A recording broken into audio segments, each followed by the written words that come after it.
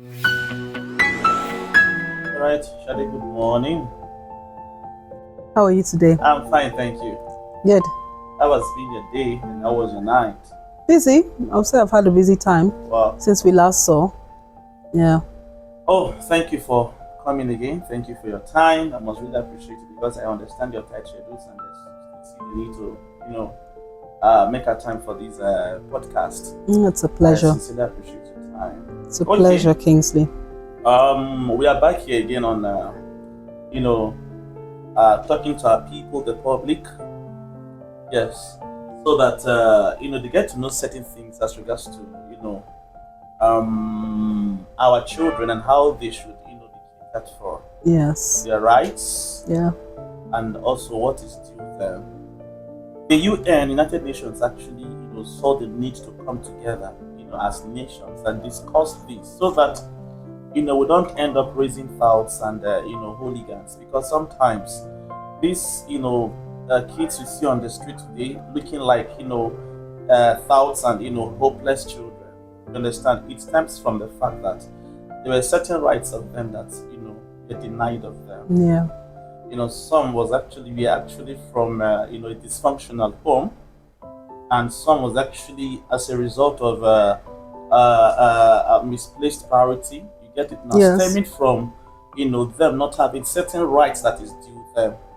Now, sometimes when I look at the society and I see a piece, a set of people who, you look up onto, and you see them actually, doing wonderfully well. I mean, fathers, mothers in society. You tend to understand that they are coming from a home where all the rights due them were given to them. Exactly. You get it now? Yes, all I their do. rights, educational rights, healthcare rights, and name them. Yes. They had it. Yes. You get it Yeah. now? So that is why we are advocating that every parent should understand that if they must have a child who will give back to them again in the future, Mm-hmm. you understand? Yes. They must not deny them of these rights. Rights. They must do everything they can to ensure they have these rights at their disposal. Yeah. Right. It's their rights. Yes, it is.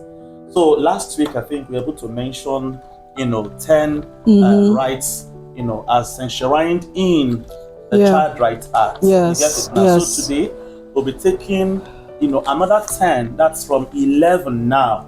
So we want parents out there to know some of these rights and also its application and also how it affects and impacts our children. So Shadi, you will help us to take those rights from where you stop. Thank you. Okay, Kingsley. A simplified. We need to understand that we're still talking from the United Nations Convention on the Rights of the Child. Yeah. So, and it's a simplified paper, white paper. So, I'm going to read out another 10 rights, simplified rights that they brought out at the United Nations. Yeah. And the first one is governments should take steps to stop children being taken out of one country to another. Yeah. Okay, they're just I've been in court, the family court, where a child they were making a paper to take a child out of Nigeria. Yeah. But the person who was adopting was abroad and hadn't physically met the child. That's an example. Yeah. Then secondly, children have the right to say what they think should happen with their rights. When you're making decisions, it's advisable that the child can chip in what's going to affect them. Yeah. Then thirdly, children have the right to get and to share information as long as the information is not going to affect them negatively. Yeah. So Charlie, Okay. sorry, let me cut in. Yeah. For cutting in. Sorry. Yes. You see, the second to the third point you Yeah. just raised, that is allowing children to make inputs. Yes. When discussions are on in the family is very important. Yeah. You understand? Yes. Because their view on issues, you understand, regardless of their age, matters a lot. In as much as especially when it concerns them. When the Yes. discussion revolves around them, Them, yeah. they should be part of it. Yes. We just finished, our family week in church. Okay. Sometimes 2 weeks ago, yeah. Okay. And the things were like, could you please share with us some of your challenges in the home with your parents? Okay. Sharon, you need to hear some fantastic points. These kids Raised. I'm telling you. Okay. You understand? And Yes. sometimes, we are parents are actually blindfolded, from seeing these actions as wrong actions of theirs to the children. Yeah. Yeah. You get it? Yes. Like one point they raised is that, we are supposed to be in school at 7:30. Yeah, and you But take us there at 9 o'clock. You still see parents, taking us in prayers, taking prayer points again, saying it's morning devotional. They will be finishing the morning devotion by 7:20 and we have to be in school by 7:30. How is that possible? I totally agree with you. You see? Yes. Yes. So please, Yes. It's amazing how we think. I always tell the caregivers here that children actually are watching you. You are their mirror, and they're copying, they're internalizing what you are telling them. And sometimes they're just wondering, why is this person behaving like this when they haven't even, asked me how I feel about it. So I agree with what you're saying. Sorry, let me just add this point again. Sometimes we want to cook now.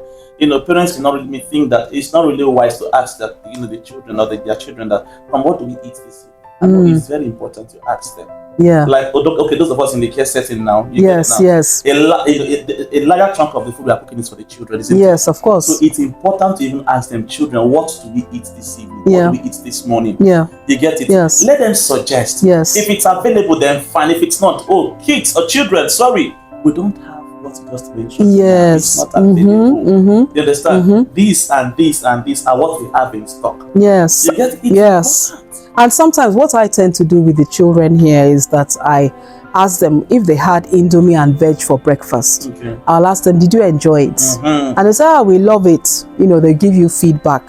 So Yeah. in fact, their feedback helps me to make their menu. That's it. You see. That's it. So yeah.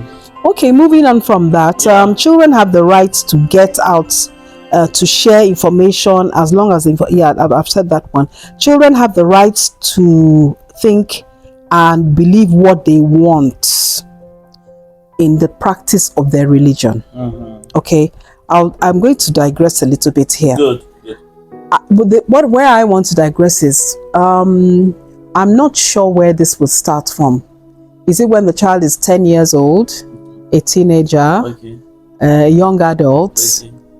Because I definitely don't see a toddler having a say in where he's going to or what religion he's going to practice. Okay. What's the UN says about the point where a child speaking to have right to his own decisions is as from 12. Oh, I see. Yes. Okay, that's a very valid point. You thank you for bringing it. So at 12, if your child starts telling you that mommy, I think I want to do this, but you had said that your role there is to guide at that point. Okay. You get it? Yes, I get it. Sometimes certain points or decisions we want to take may really hamper, or may be dangerous to them. Okay. So now it's your duty to suggest, to guide them. Oh, I see. This may not really help you. This may not. Okay. This will help. Okay. So that's a good clarification there. Okay. So children have the right to meet with other children and young people, not to join groups and organizations, as long as this does not stop them from enjoying their rights. Like they are entitled to meet other children, to go out to play with other children, to mix up with children, as long as it doesn't infringe on their rights. They're not just kept with adults all the time. Children also, it also states that children have the right to meet with other children and young people, to join groups and organizations, like maybe Boy Scouts. I don't know if they have Girls Guides in Nigeria. They do. Things like that. Children also have the right to privacy. The law should protect them from attacks against their lives, and they should have in their families, they should have the family also should help them with their privacy. Yeah. Like for instance, bath time. Like for instance, we don't personally bath, we supervise. But most of the children here that are above the age of 5, 6, they are already bathing themselves. I don't know if that is too early, but they're already doing that, because we realize that there are some parts of their bodies that they need some privacy with. Yeah, but we supervise. Then again, children have the right to reliable information from the media. Mass media such as television, radio, and newspapers should provide information that children can understand and should promote moderate materials that would not harm them. Okay? Sure. So we are not saying that they should be exposed to pornography, the adult films, you know what I'm saying now. Yeah. And then maybe social media. I don't believe that children should be exposed to social media too early, but then the views vary on place to place.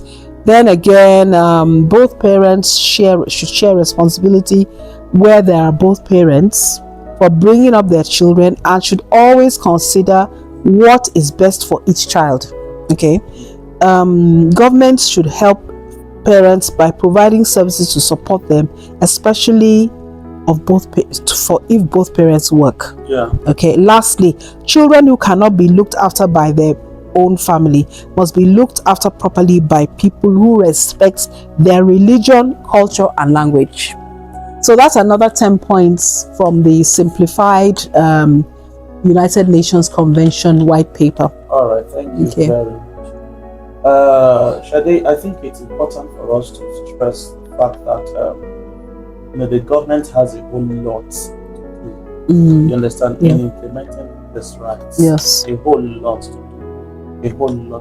But I thank God for institutions we have in place. They get it now.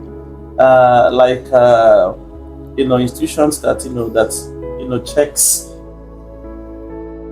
how that a child leaves one place to another, one country to another. You get it now. One of the laws states that no child should be allowed to leave from this country to another country. That is why we have NAPTIP. You get it now. Yes. But if due processes are followed, documentations have actually been made. Yes. So now these agencies will not really stop the child from, because it could be to the best interest. Maybe it's going to study. Yes, exactly. Yes, exactly. So NAPTIP will not stop such moves. Yeah. You understand? Yes. But where the move is actually illegal, is to the detriment of the child, NAPTIP is there to stop it. So parents should be aware that whatever move they've tried to make that will essentially hamper the growth, development of the child, there are agencies that will stop it certainly. Okay.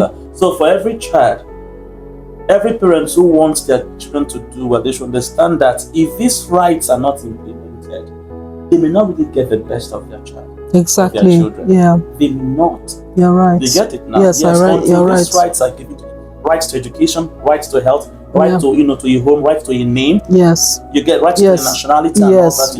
Right to their religion. To their culture. So if these rights are not there, you might end up having a child that tomorrow you'll be asking questions. Why is this child like this? There was something missing.